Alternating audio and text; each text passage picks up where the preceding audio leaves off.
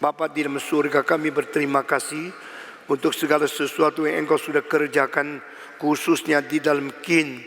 Kami berdoa, Tuhan pimpin, Tuhan sempurnakan rencanamu untuk KIN, sehingga manusia melihat akan kemuliaan Tuhan di dalam kebaktian-kebaktian ini. Dalam nama Yesus Kristus kami berdoa, amin. Kita akan berkhotbah tentang peranan Roh Kudus dan penginjilan. Nah, ini merupakan doktrin terakhir yang kita ajarkan di dalam KIN ini. Dari hari pertama mengenai Tritunggal, melalui Allah yang Esa, melalui Allah yang kekal, Allah yang kasih, dan kebutuhan Allah Tritunggal. Sekarang khotbah adalah mengenai Roh Kudus dan penginjilan. Saudara-saudara, mari kita berdoa sekali lagi. Tuhan, berilah bijaksana kepada kami untuk menyerap, mengerti, untuk menyadari, dan untuk mentaati pengajaran tentang Roh Kudus yang sudah Tuhan wahyukan di dalam kitab suci. Berkatilah hamba-Mu yang hina ini, supaya dia boleh menyampaikan dengan sungguh-sungguh memuliakan nama Tuhan sesuai dengan kitab suci, dan tidak bersalah di dalam kata-kata apapun di dalam seluruh khotbah. Dalam nama Yesus Kristus kami berdoa. Amin. Saudara-saudara, orang Kristen memiliki Allah yang tidak sama dengan konsep Allah di dalam kebudayaan, di dalam agama apapun di luar Kristen. Allah Kristen bukan Allah di dalam konsep kebudayaan daripada Yunani, Romawi, Mesir, Cina, India, dan tempat-tempat apapun di dalam zaman manapun. Keunikan tentang siapakah Allah hanya bisa dimengerti melalui wahyu Allah yang memperkenalkan diri Allah sendiri. Engkau tidak mungkin mengenal Allah melalui pikiran yang dicipta. Engkau tidak mungkin mengerti Allah dengan tepat melalui logika yang berspekulasi. Engkau tidak mungkin mengenal Allah melalui semacam bayang-bayang dan instinctive understanding dari perasaan hati nurani. Karena meskipun rasio diciptakan oleh Allah, meskipun hati nurani ditaruh Tuhan Allah di hati manusia, tapi semua ini adalah ciptaan yang tidak layak mengerti pencipta. Rasio itu produksi Allah. Allah bukan produksi rasio. Semua 1, 2, 3. Rasio produksi Allah. Allah bukan produksi rasio. Semua pembincangan tentang Allah yang dikemukakan oleh filsafat baik Greka maupun Asia maupun di Timur Tengah maupun di dalam pemikiran agama adalah produk manusia. Rasio produk Allah, dan rasio tidak bisa mengenal Allah. Karena Allah memprodukkan rasio, bukan rasio memprodukkan Allah. Maka Cornelius Van Til mengatakan dari Aristotle, filsafat membicarakan Allah, sampai abad ke-20 yang dibicarakan bukan Allah, yang dibicarakan hanyalah bayang-bayang Allah. We are only talking about the shadow of God. We never understand the reality of God Himself. Karena Allah lebih tinggi dari segala sesuatu. Allah lebih tinggi dari alam semesta. Maka Allah tidak bisa ditemukan hanya di dalam limitasi alam semesta. Allah menciptakan alam semesta. Alam semesta tidak sanggup mengutarakan sang penciptanya. Allah menciptakan rasio. Rasio tidak mungkin menghasilkan Allah. Jikalau engkau percaya dengan pikiran manusia boleh mengenal Allah secara seluruhnya, engkau telah bersalah menganggap yang mutlak dan yang sempurna bisa disimpan di dalam yang tidak mutlak, yang tidak sempurna. Keterbatasan tidak menampung ketidakterbatasan. The limited cannot contain the unlimited. Itu sebab Allah supra-rasional, Allah supra-empirical, Allah supra-eksperimental, Allah supra-imaginal, Allah lebih tinggi dari segala sesuatu, itu baru Allah yang sejati. Dan kita sudah membahas doktrin Allah. Allah itu terbentuk dari Allah Bapa, Allah Anak, Allah Tritunggal. Yang disebut tunggal berarti tidak duanya. Yang disebut tidak duanya berarti tidak yang sama. Itu sebab mengenal Allah tidak pakai metode analogi. Orang bilang S H2O. Uap melalui setiap cc ditambah dengan 580 derajat, maka dia akan menjadi uap. Air menjadi uap, atau air menjadi es. Setiap cc dikurangi 80 derajat, dia membeku menjadi es. Es, air. Air, es. Air, uap. Uap, air. Air, es. Es, uap. Sama-sama H2O. Itu namanya Tritunggal. Ngaco. Kenapa? Kalau uap itu dibekukan menjadi air, air dibekukan menjadi es, maka uap itu adalah es itu. Es itu adalah air itu. Tetapi Allah Bapa bukan Allah Anak. Allah Anak bukan Allah Roh Kudus. Makanya tidak bisa memakai analogi. Air, es, uap. Inilah menyatakan Tritunggal. Ini salah. Banyak guru sekolah minggu mengajar murid-murid salah, tapi tidak tahu berpuluh-puluh tahun. Malah merasa diri hebat sudah bisa menjelaskan Allah Tritunggal. Lalu kita mengatakan matahari, sun. Lalu bersinar, sinar matahari. Lalu berkehangatan, kehangatan matahari. Sun reality, sun beam, sun heat. Ini adalah Tritunggal.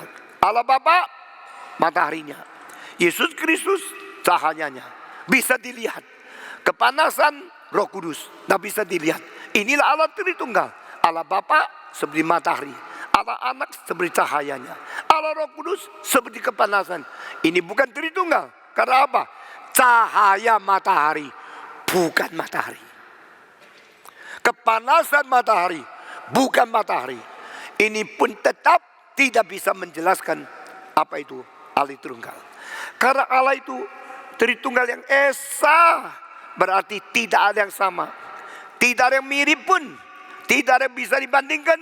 Tidak ada yang bisa dipakai untuk menjelaskan. Karena dia esa. Istilah esa bukan hanya satu. Istilah esa berarti tidak ada bandingnya. Semua yang dipakai untuk menjelaskan Allah, itu semua adalah ciptaan. Bagaimana engkau memakai ciptaan dibandingkan diskusi untuk apa itu Allah? Engkau sudah bersalah. Sehingga saya telah menemukan dua cara yang lebih baik daripada penjelasan Allah Tritunggal melalui es dan melalui matahari.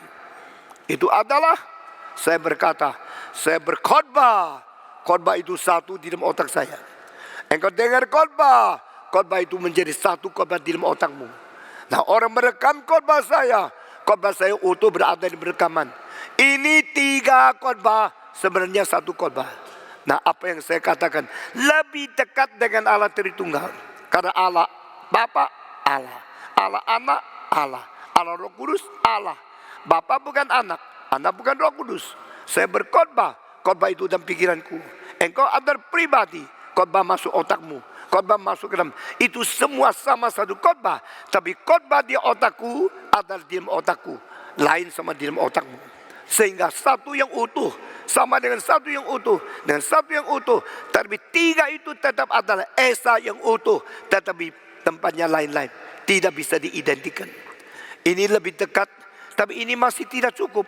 Karena kalau demikian bagaimana orang keempat dengar khotbah? Orang ke 1000 dengar khotbah. Bukankah khotbah itu menjadi 1000, menjadi 1 juta. Apalagi kalau kaset itu dimultiply, dibanyakkan menjadi ribuan kaset. Maka itu menjadi banyak. Alkitab mengatakan tidak bisa. Sampai 3, berhenti. Suci, suci, suci. Allah Bapa, Allah Anak, Allah Roh Kudus. Tidak ada lagi. Ketiga ini satu. Ini keunikan yang disebut esa. Saudara-saudara. Lalu saya bicara tentang Allah mempersiapkan keselamatan. Anak melengkapi keselamatan. Dan Roh Kudus melaksanakan keselamatan. Semua 1, 2, 3. Allah Bapa mempersiapkan keselamatan, merencanakan. Allah Anak menggenapi keselamatan. Allah Roh Kudus melaksanakan keselamatan. Nah, hari ini kita bicara tentang doktrin Roh Kudus. Saudara, jangan campur apa yang saya ajarkan dengan karismatik yang liar. Saya kata liar supaya engkau tidak terlalu peka. Saudara-saudara, karena apa yang disebut Roh Kudus bagi mereka ada perasaan kehadiran, lalu suatu fenomena emosi, lalu jangan teriak-teriak dan dengan fanatik mereka kira itu Roh Kudus. Roh Kudus memenuhi orang, dan Roh Kudus bukan liquid, Roh Kudus bukan Coca-Cola mengisi satu botol sampai setengah penuh, sampai penuh. Bukan. Roh Kudus adalah Allah semua. Roh Kudus adalah Allah. Dan Roh Kudus adalah pribadi ketiga dari Allah Tritunggal. Sehingga Allah kekal, Anak kekal, Roh Kudus juga kekal. Allah Maha Kuasa, Anak Maha Kuasa, Roh Kudus juga Maha Kuasa. Allah itu mulia, Anak itu mulia, Roh Kudus juga mulia. Sama mulia, sama kuasa, sama kekal. Esa di dalam substansi, tetapi berbeda di dalam kepribadian. Ini Allah Tritunggal. Lalu selain mempersiapkan, menggenapi dan melaksanakan keselamatan, apalagi tugas Allah Bapa, Anak dan Roh Kudus. Allah Bapa mencipta di dalam Kristus melalui kuasa Roh Kudus. Allah Bapa mencipta di dalam Kristus memakai kuasa Roh Kudus. Waktu Allah mencipta, Kejadian pasal 1 mengatakan Allah menciptakan langit dan bumi. Bumi adalah kacau balau, seluruhnya di dalam kegelapan. Lalu Allah memakai rohnya berlayang-layang di permukaan air. Lalu Allah berkata, adalah terang, maka terang itu ada. Di sini engkau melihat peranan Tritunggal tercantum di dalam kitab Kejadian. Karena the one who create is God, and He use His word to magnify, to manifest, and to accomplish what He will. Kalimat-kalimat keluar dari mulut Allah itu namanya kata, itu namanya firman. Maka melalui firman Allah mengutarakan kemauannya, dan melalui kuasa Allah menggenapi kemauannya. Dengar baik-baik.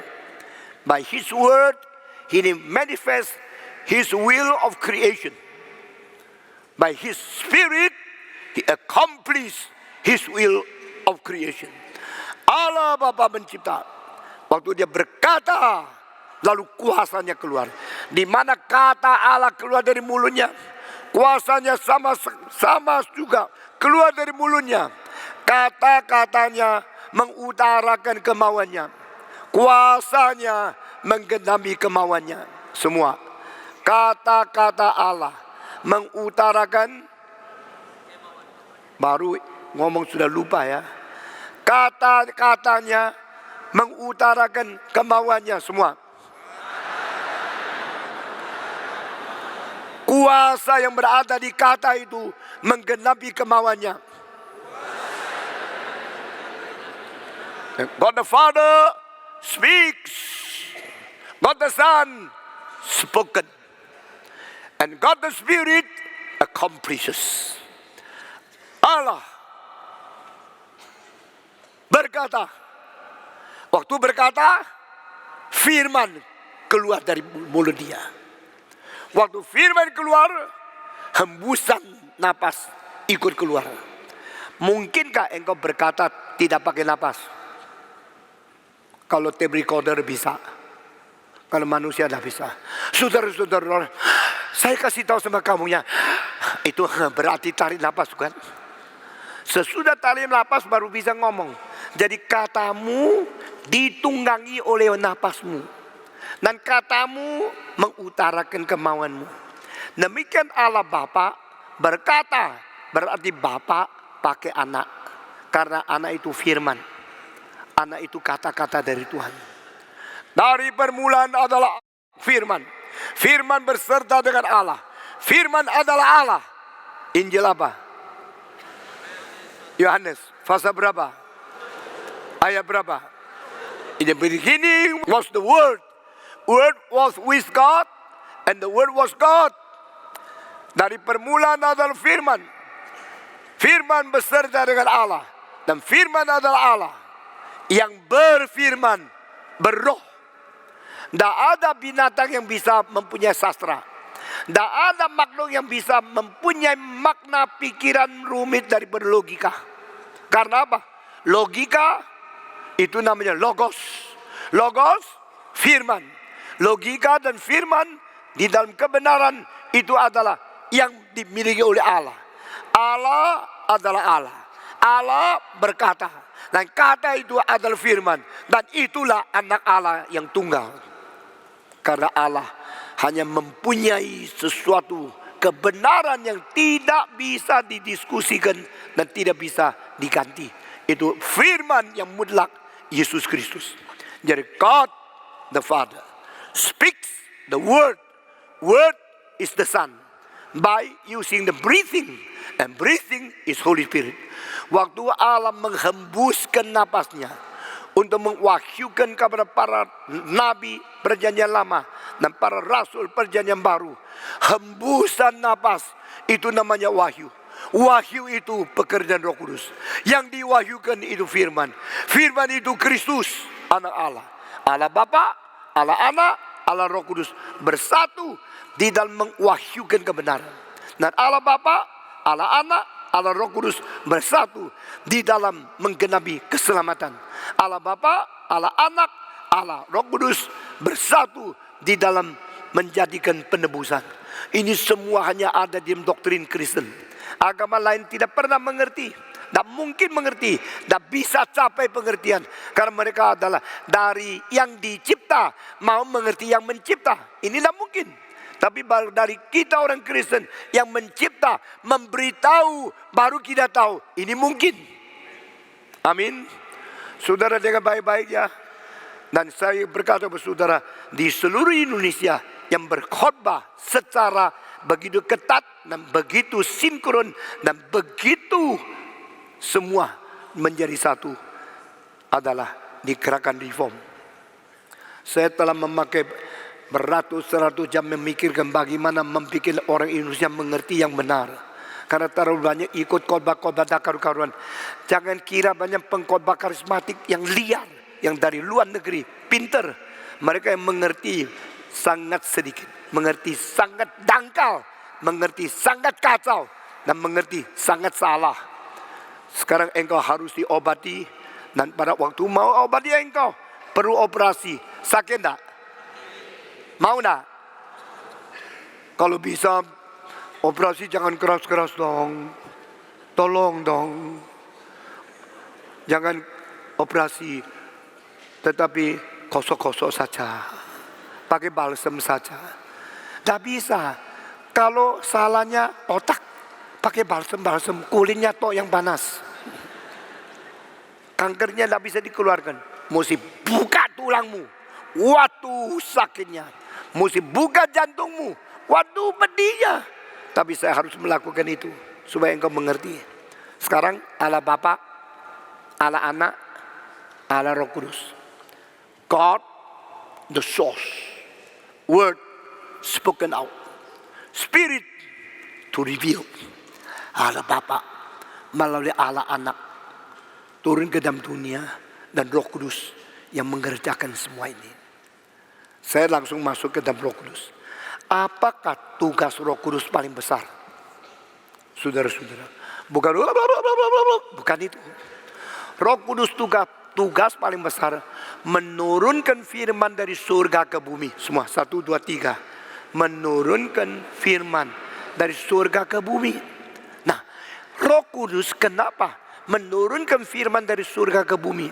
Karena Allah di surga, manusia di bumi. Allah itu mempunyai kebenaran, manusia tidak mengerti kebenaran. maka diturunkan firman dari surga ke bumi. Itu tugasnya Roh Kudus, supaya orang dunia mengetahui kebenaran Tuhan Allah, mengetahui firman Allah, mengetahui kehendak Allah, mengetahui rencana Allah. Karena ada yang menurunkan itu dari surga ke bumi. Kalau di dalam mitologi Greka, ada satu dewa namanya Prometheus yang mencuri api dari para pimpinan dewa namanya Zeus. Setelah dia dicuri, dia lempar ke dunia. Baru orang dunia tahu bagaimana masak, bagaimana hangat, bagaimana mempunyai makanan yang enak setelah dimasak. Karena mengerti api. Jadi api membahagiakan kita, tapi api juga membahayakan kita. Kalau tidak hati-hati, api meledak, rumah dibakar. Maka api itu menjadi bahagia, sekaligus menjadi bahaya. Yang membawa api dari atas ke bawah, namanya siapa? Namanya Prometheus. Tapi Alkitab mengatakan itu tidak penting. Karena api itu hanya untuk hidup sementara berapa puluh tahun di dunia. Tapi firman itu untuk selama-lamanya. Manusia hidup bukan dengan roti saja. Manusia hidup dengan setiap kalimat yang keluar dari mulut Allah. Jadi we live not by the bread only. We live by the words spoken out from the mouth of God. Jadi Allah berbicara, lalu kita bagaimana mengetahui? Karena Roh Kudus menurunkan firman dari surga ke bumi. Di dalam hal ini tidak ada agama yang mengerti. Tidak ada agama yang mengerti Roh Kudus. Mereka malah mengatakan yang disebut Tritunggal adalah Allah menikah dengan Maria melahirkan Yesus. Itu sama sekali salah. Itu adalah Maria dinamai oleh Roh Kudus. Di dalam bagian menurunkan firman dari surga ke bumi. Dengar baik-baik kalimat di bawah ini. Roh Kudus menurunkan firman dari surga ke bumi dengan dua bentuk. Tulis, pertama, firman menjadi kitab suci. Bentuk kedua, firman menjadi daging. Semua, 1, 2, 3. Firman menjadi kitab suci. Firman menjadi daging. Oh, syukurlah saya mengenal Tuhan. Karena apa? Saya membaca kitab suci. Karena ini ada firman Tuhan. Kenapa firman Tuhan bisa di dalam tangan saya? Karena firman Tuhan diturunkan Roh Kudus ke dalam dunia. Sehingga firman yang beserta dengan Allah, yang adalah Allah, yang dari permulaan ada pada dirinya. Dari bermula adalah firman. Firman beserta Allah. Firman adalah Allah. Firman yang berada di diri Allah sekarang bisa turun menjadi buku di dalam meja saya. Aduh, saya bisa mengetahui. Kitab suci adalah firman Allah yang turun ke dunia. Diturunkan bukan oleh nabi, bukan oleh rasul, oleh Roh Kudus yang mengwahyukan para nabi perjanjian lama dan para rasul perjanjian baru. Holy Spirit is the one who is God, who is eternal, and who is omnipotent, Maha Kuasa, to reveal the word which is together with God in the beginning, even before the foundation of the world, to bring down the word with his revelation to the Old Testament prophets and the New Testament apostles to become a book. Buku ini menjadi firman yang turun dari surga ke bumi di dalam bentuk tulisan. Roh Kudus mengwahyukan kitab suci. Saudara kalau mengerti doktrin Roh Kudus, jangan dengar kalimat khotbah-khotbah yang liar-liar, asal getar-getar, asal itu namanya Roh Kudus. Itu bukan ajaran yang benar. Kita kembali ke Alkitab. Roh Kudus menurunkan firman dari surga ke bumi. Bentuk pertama, firman tulisan, kitab suci. Kedua, firman daging, inkarnasi. Jadi saya mau tahu firman? Mau. Bagaimana kata firman? Wujud. Wujud firman itu apa? Buku kitab suci. Lalu inkarnasi tubuh Kristus. Saya mau tanya, adakah firman yang palsu? Jawab. Adakah firman yang palsu? Banyak. Adakah Yesus yang palsu? Banyak. Akhirnya bagaimana? Di dalam Wahyu pasal 20 ayat ke-10, Kristus yang palsu, rasul dan nabi yang palsu akan dibuang ke neraka, disiksa siang malam sampai selama-lamanya.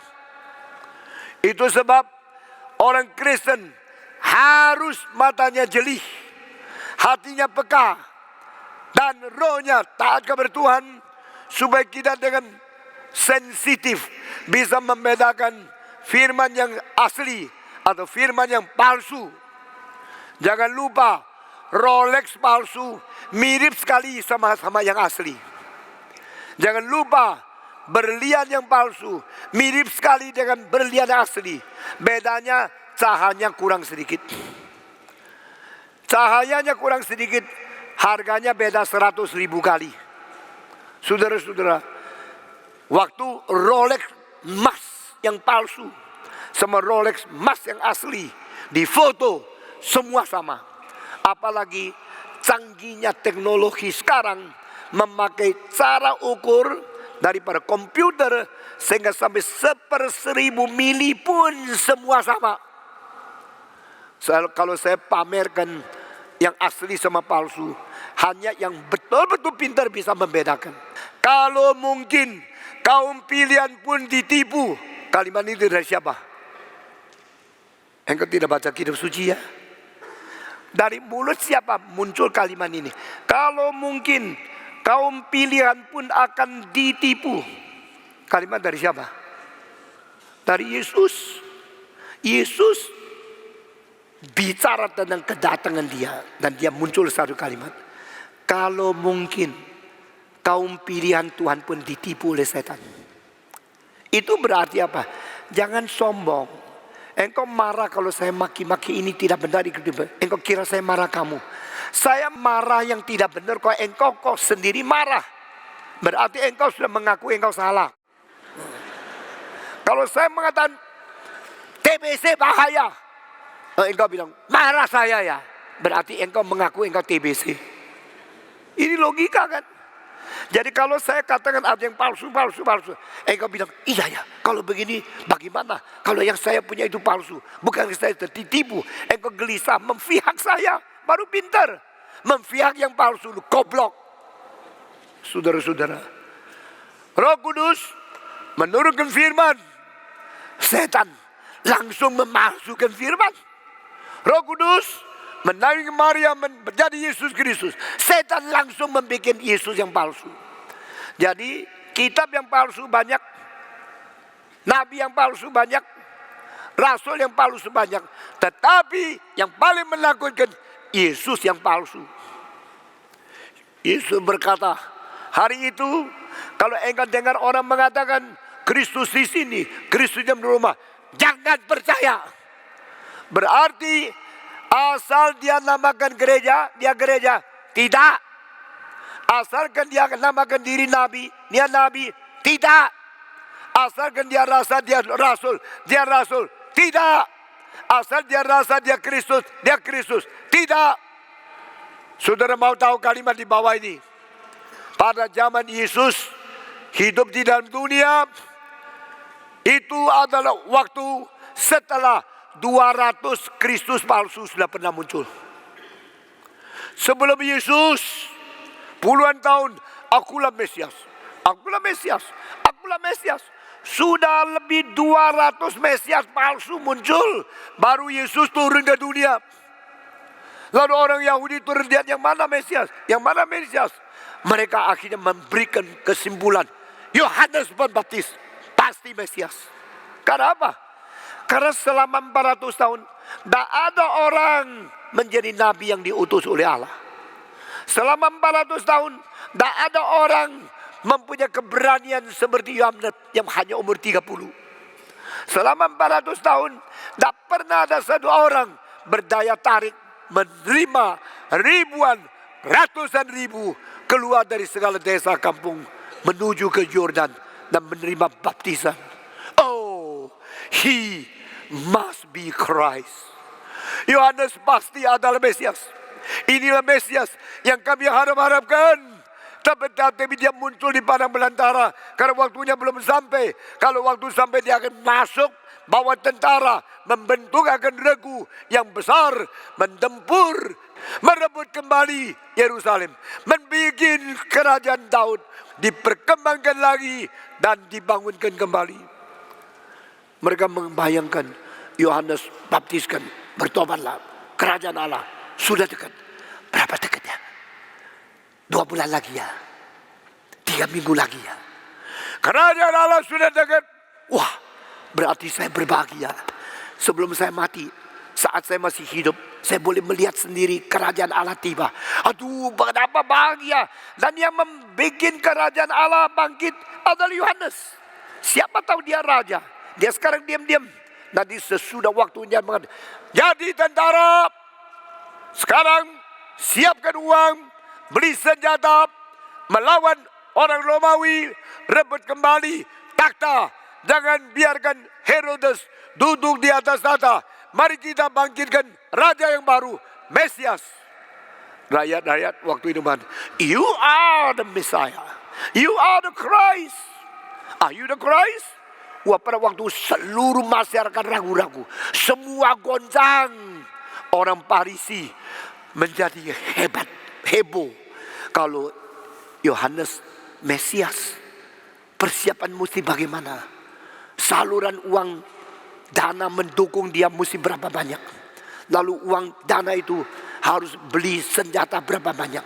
Lalu melengkapi anggota yang datang berdia ratusan ribu menjadi senjata. Siapa yang melatih militer mereka? Orang Farisi mulai panik. Are you Christ? If you are Christ, we should donate you. We should support you with money, with military weapons. We are going to support you and lift up you as a king of Israel. And we denounced Herod. Kita akan turunkan Herodes, naikkan engkau menjadi raja. Kerajaan tiba. Karena dia mengatakan, kerajaan Allah sudah dekat. Oh, sudah dekat. Mereka semua bergairah. Datang ke dia, apakah engkau Mesias? Yohanes Pembaptis mengatakan, memang gitu. Tidak. Dia merem, bukan. Cilaka. Kalau ini bukan siapa lagi? Kecewa semua. Pulanglah. Lalu orang Farisi datang lagi. Waktu melihat Yohanes Pembaptis, Yohanes mengatakan, cilakalah engkau, bangsa ular yang berbisa. Loh, saya mau dukung kamu jadi kerajaan, kok kamu maki-maki aku? Gak salah kamu, maki-maki aku. Aduh, tolong jangan begitu dong. Saya kan hati baik, mau dukung kamu. Kok kamu marah-marah? Yohanes Pembaptis berkata, bangsa ular yang belukar. Jika engkau tidak bertobat, maka kapak sudah berada di akar pohon, akan ditebang, akan dibuang, lempar ke dalam api. Yohanes Pembaptis lebih keras dari Stephen Tong. Tidak kompromi. Yang salah-salah, dia membongkar semua kesalahan itu. Lalu mereka tanya, engkau nabi itu kah? Apa itu nabi itu? Yaitu yang ditunjukkan oleh Musa. Besok-besok di antara kamu saudara akan timbul, akan muncul seorang nabi seperti saya. Are you that prophet? No. Are you Messiah? No.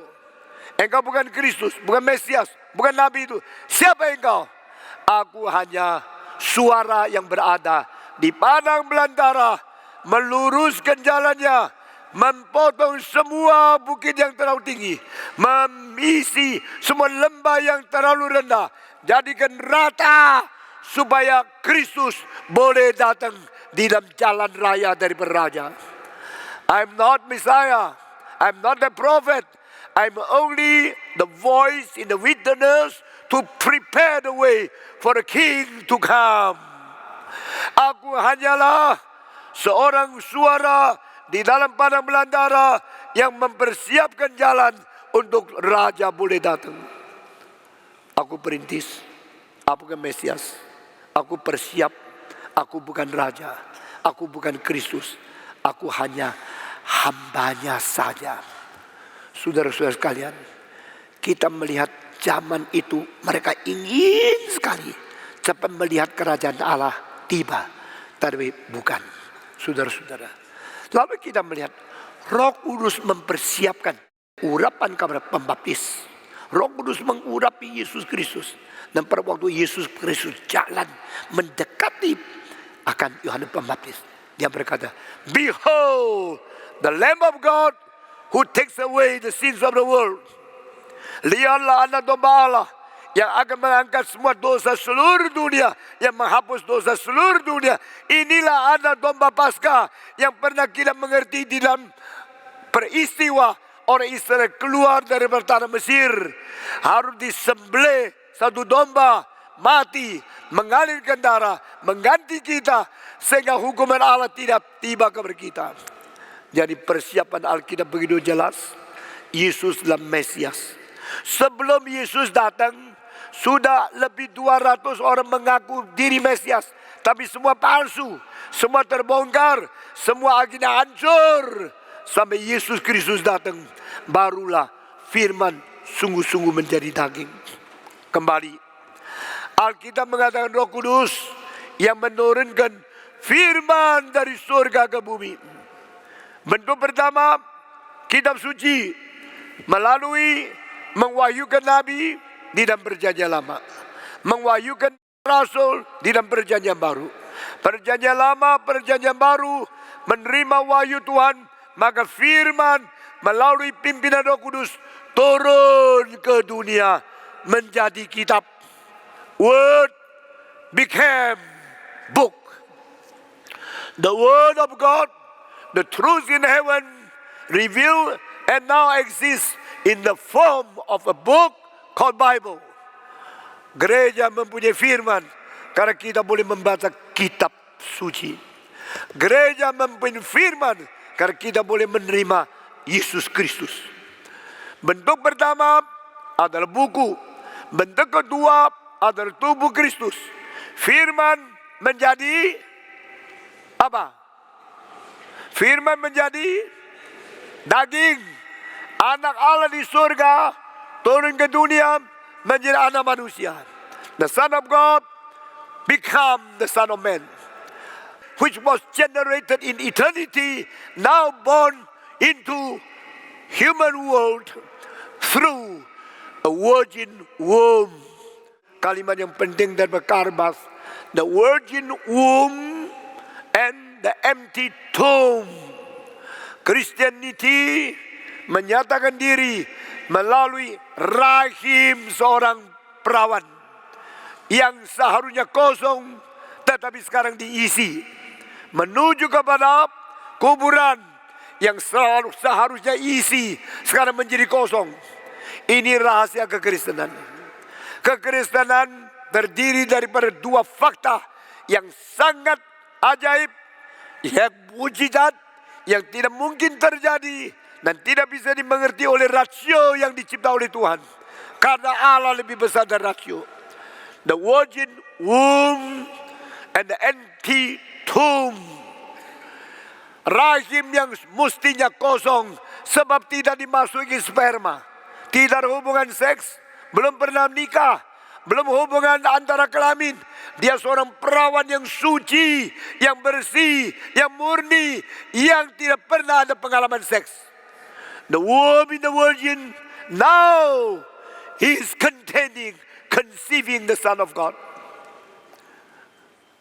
Rahim seorang perawan mengisi anak Allah yang inkarnasi. Rahim yang seharusnya kosong berisi. Kuburan yang seharusnya isi menjadi kosong. Kedua titik ini menjadikan kekristenan mempunyai tanda penyertaan Tuhan Allah, inkarnasi, Immanuel, Allah beserta dengan kita, dan Allah melepaskan kita daripada kuasa kematian. Amin. Saudara-saudara, itulah kekristenan. Jadi yang disebut firman menjadi daging, yaitu yang dilahirkan melalui anak darah Maria, dan bangkit mengalahkan kuasa kematian, bangkit dan membuat kuburan menjadi kosong. Dan barang siapa yang mengikuti pendiri agama yang kuburannya isi, hatimu pasti kosong. Sekali lagi, barang siapa yang mengikuti pendiri agama yang kuburannya isi, hatimu pasti kosong. Barang siapa mengikut Yesus Kristus yang kuburannya kosong, hatimu terisi. Amin. Puji Tuhan.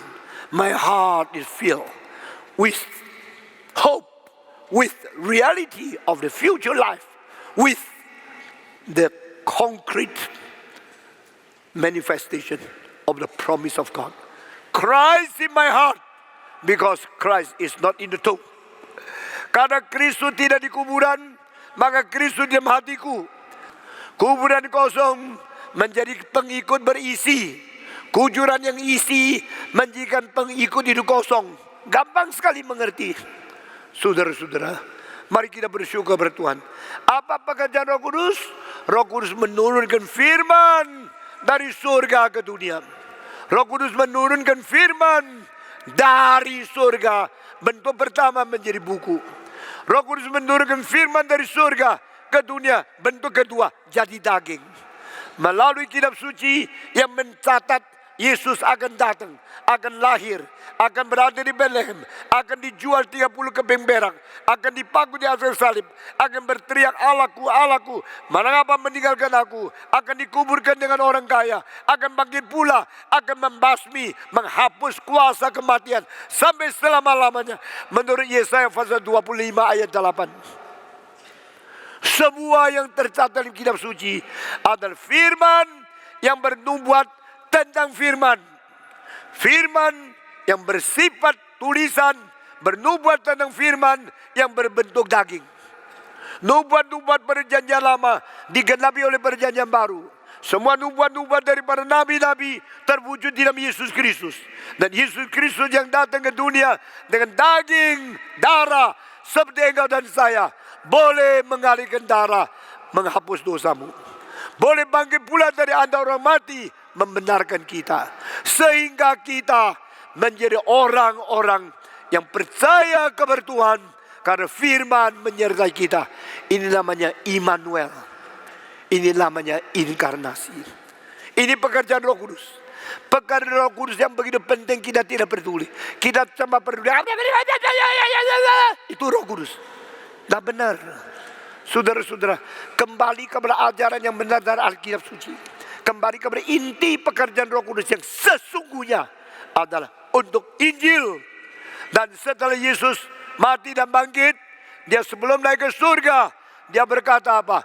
Pergilah ke ujung bumi. Saudara-saudara, amanat agung, utusan ke seluruh dunia, kabarkan Injil kepada segala bangsa. Ini adalah ajaran Yesus Kristus kepada murid-muridnya. Go ye to the world, preach the gospel to all the nations. So I be with you until the end of the world. Pergi ke seluruh dunia, aku akan menyertai engkau sampai kesudahan alam. Bagaimana pergi? Siapa boleh pergi? Dengan apa kita pergi? Yesus berkata, pergilah dengan kuasa Roh Kudus yang turun kepadamu. Jadi Roh Kudus sudah menurunkan firman. Roh Kudus mewahyukan kitab suci. Roh Kudus menaungi anak darah Maria. Roh Kudus melahirkan Kristus di dunia ini. Roh Kudus memimpin seluruh hidupnya sampai mati di atas salib. Dan bangkit pula dari antara orang mati. Selesai. Roh Kudus tidak berhenti di situ. Roh Kudus akan memberi perlengkapan, memenuhi, mengurapi, memberi kuasa kepada gereja yang mengabarkan apa? Injil. Holy Spirit will pour down, will call, will send, will anoint, will empower the church which preach the gospel of Jesus Christ. Gereja yang mengabar Injil, ada gereja yang mengalami urapan Roh Kudus. Gereja yang tidak mau mengabar Injil, ada gereja yang pelan-pelan mati sendiri.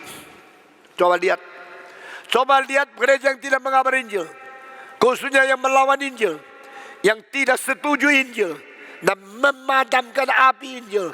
Gereja itu pelan-pelan mati sendiri. Tidak mengabar Injil, ada gereja yang sedang membunuh diri, tapi tidak disadari oleh diri sendiri. Bodoh, kaku, menuju kuburan. Saudara-saudara, di dalam bahasa Belanda, gereja itu kerk, tapi bahasa Belanda kuburan itu kerkhof. Banyak kerk sudah menjadi kerkhof. Banyak gereja sudah menjadi kuburan. Banyak seminari sudah menjadi semitari. Seminari, sekolah Alkitab. Semitari, menguburkan orang yang tidak mau Alkitab. Saudara-saudara sekalian, kita tidak boleh main-main. Inilah kehendak Tuhan. Kabarkan Injil ke seluruh dunia, maka aku menyerah engkau sampai kesudahan alam. Kabar Injil kepada bangsa-bangsa, aku menyertai engkau sampai kiamat. Kalau Tuhan sudah berbicara, kita mau dengar tidak? Mau tidak? Kalau Tuhan sudah bicara, kita harus taat tidak? Harus. Tidak ada jalan lain. Tidak ada diskusi. Tidak ada perdebatan. Tidak ada perlawanan. Once our God speaks to us, our responsibility is to obey Him. Jikalau Allah sudah berkata-kata memerintah kita, tugas kita hanya satu, taat kepada Dia dan memberitakan Injil. Maka Yesus berkata, jangan pergi. Loh, baru di dalam amanat agung mengatakan harus pergi. Pergi ke seluruh dunia.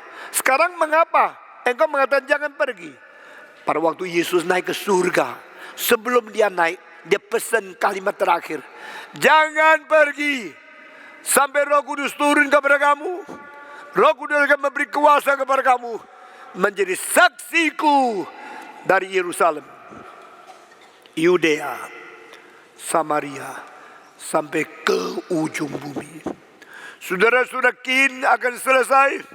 Mari kita berkata kepada Tuhan, dari Jakarta sampai ke pulau-pulau, sampai ke kota-kota, sampai ke gunung-gunung, sampai ke desa-desa, dari Yerusalem sampai ujung bumi, dari Kemayoran sampai kampung halaman kita, bawa Injil pergi dan bawa segala bangsa kembali kepada Tuhan.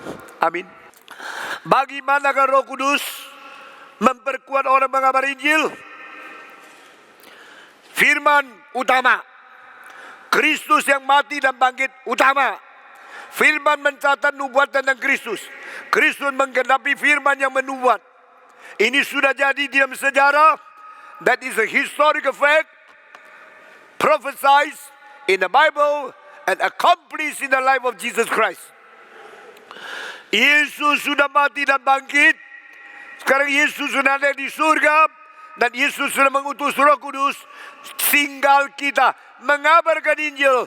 Roh Kudus bagaimana menggenapi dan membantu orang mengabar Injil.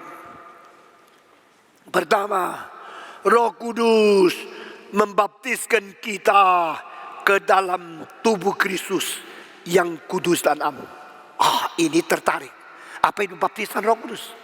Baptisan Roh Kudus adalah pembersihan yang mengakibatkan status kesucian. Jangan pikir baptisan Roh Kudus bikin engkau nangis-nangis dan sekarang teriak-teriak. Bukan. Kalau kita mencuci baju, mau apa? Mau bersih bukan? Jawab. Mengapa cuci baju? Supaya bersih bukan? Aku membaptiskan dengan air. Air bagaimana bisa membersihkan jiwa? Tak mungkin. Air bagaimana bisa membersihkan dosa? Tak mungkin. Aku hanya membaptiskan dengan air. Tetapi yang akan datang di belakang saya, yang sebenarnya lebih dahulu dari saya. Dia akan membaptiskan engkau dengan Roh Kudus.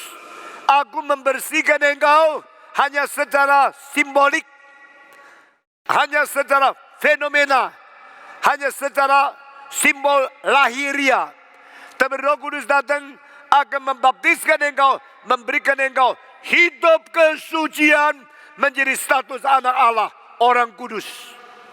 Paulus berkata kepada orang di Korintus, saya hamba Yesus Kristus menulis surat kepada engkau yang ada di Korintus, yaitu orang-orang suci dari Allah. Benarkah orang suci? Di Korintus ada orang merebut makanan marah-marah, bertengkar. Di Korintus ada yang berpartai-partai, milik Apollo, milik Paulus, milik Kefas, milik Kristus. Di Korintus ada orang yang bersetubuh dengan ibu tirinya dan akhirnya harus diusir keluar dari gereja. Orang suci. Orang Kristen di Korintus tak beres. Orang Kristen di Korintus berpartai-partai. Orang Kristen di Korintus berzina. Mengapa Paulus mengatakan, aku tulis surat kepada kamu orang suci Tuhan Allah di Korintus? Karena statusnya sudah suci, tapi kondisinya belum. Status suci dari mana? Karena sudah ditebus Yesus Kristus oleh darahnya. Kenapa kondisinya belum? Hidup sehari-hari tidak memadai status yang baru. Banyak orang namanya Kristen, tapi faktanya milik setan. Banyak orang namanya anak Tuhan, faktanya anak iblis.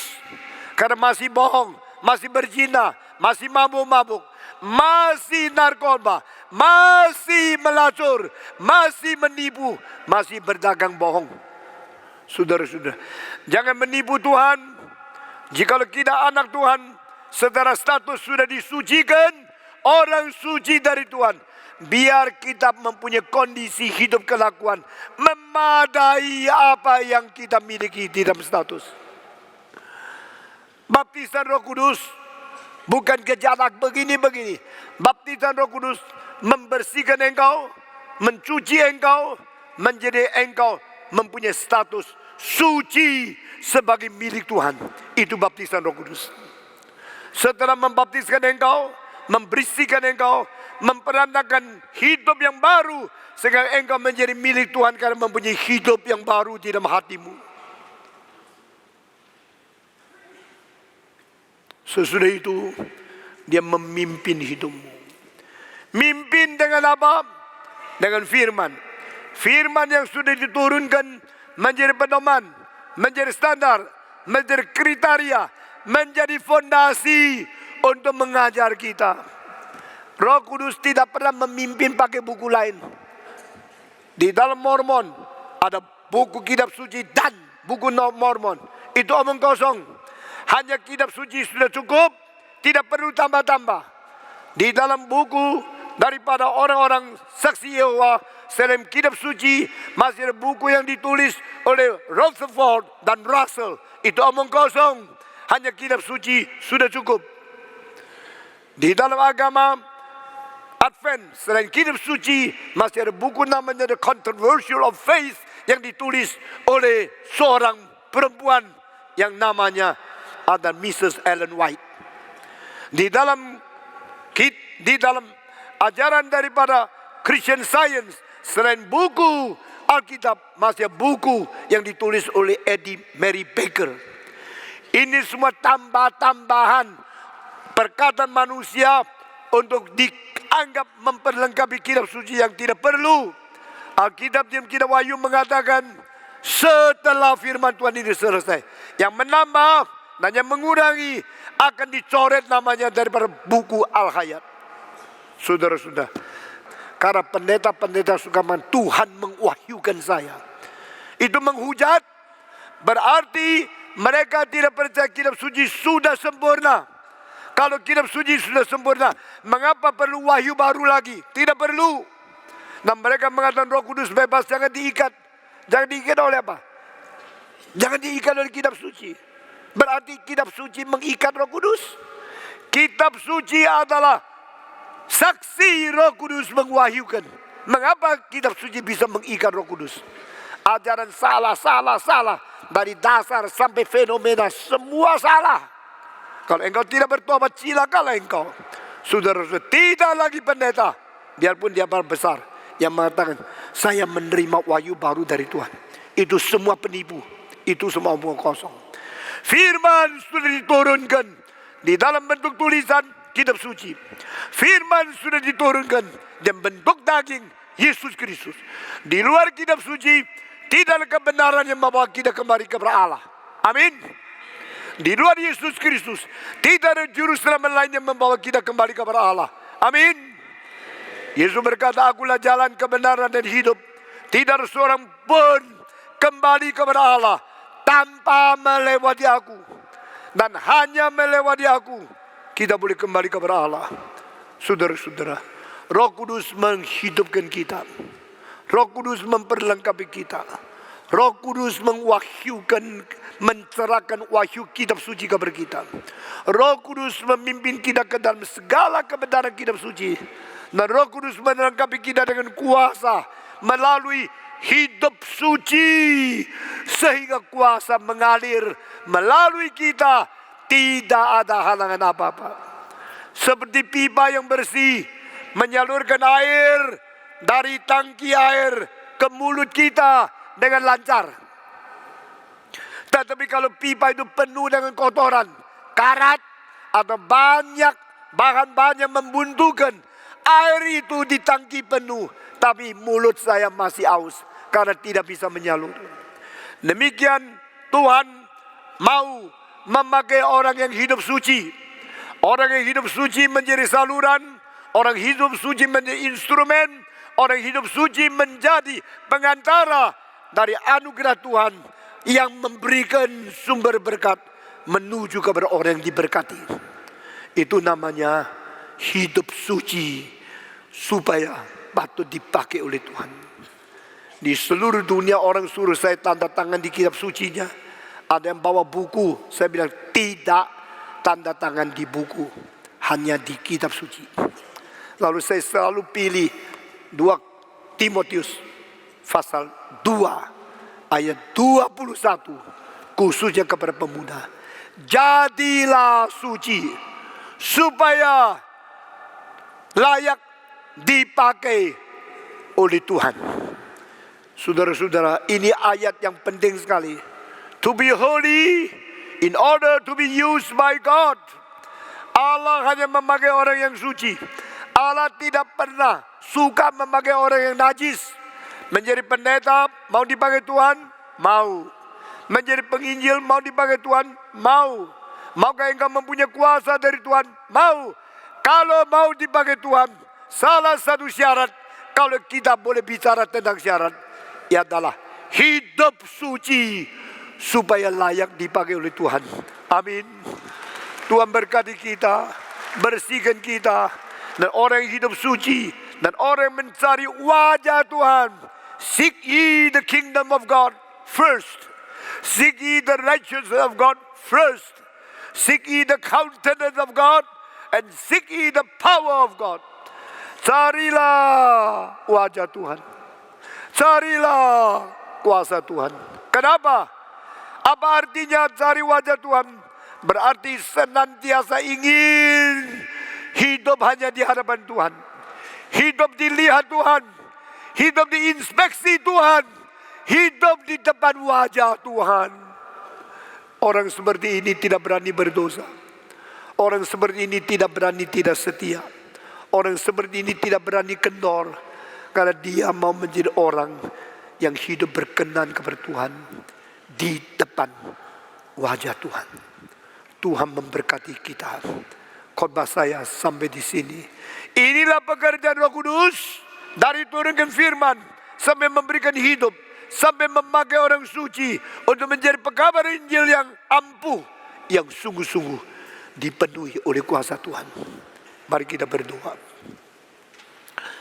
Bapa di dalam surga, pakailah kami sebagai alat-Mu yang hidup, sebagai korban yang berkenan, sebagai orang yang Tuhan pimpin sampai berjumpa dengan muka Tuhan sendiri. Dalam nama Yesus Kristus, penebus dan juru selamat kami yang hidup. Kami sudah berdoa. Amin.